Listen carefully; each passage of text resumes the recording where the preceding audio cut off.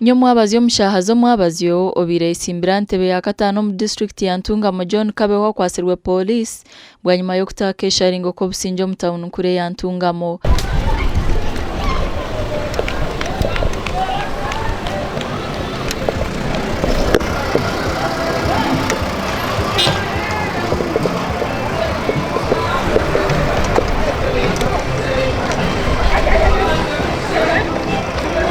Abebyo kwerinda barebukire bari kureta obusinja aho batira amasaso mu mwanya okutera tia gasi hamwe n'enkoni.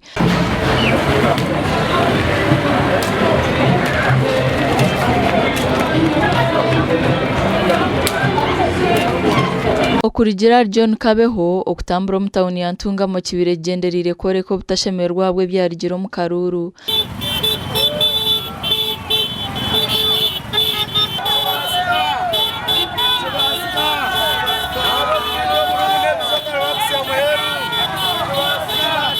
Umuntu nabasata kusinga gombora zona bakarangira ndisho echo nichikafuye kugendera samu nawaru yasingirwa taye tarukuza kujangu naza mwabwe mbundu omuntu akasingo bururu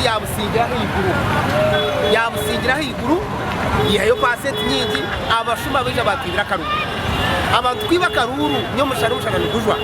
babene batembunda abantu bateza Karuru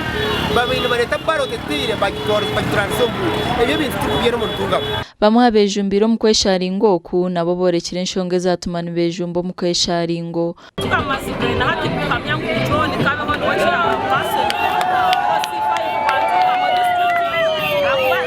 Karuru kandi yakasinga munonga so tubire surprise rwatu ryaho twahura ni baranjiro muntu wa birotine Karuru nakamwe ahagura twenda mu bantu opposition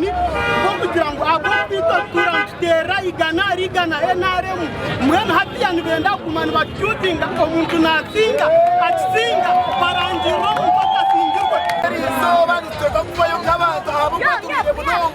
turiye munonga ka Uganda president Muhindo Museveni nitusaba ngo tuyambe abweshonga nikibaskana singa Karuru nagana kutera abweshonga yembera kuzamubera kuteganiza nitwenda Karondo mbubino Burungi nikibaskata Uganda kandi yambimo abantu bayiguru batarika kwerangira oguhamwe n'abahagizi be barekwirwe kandi erizoba yagambo n'abanyamakuru abibire hu izoba rya nyuma abazyo mbayire nisoberwa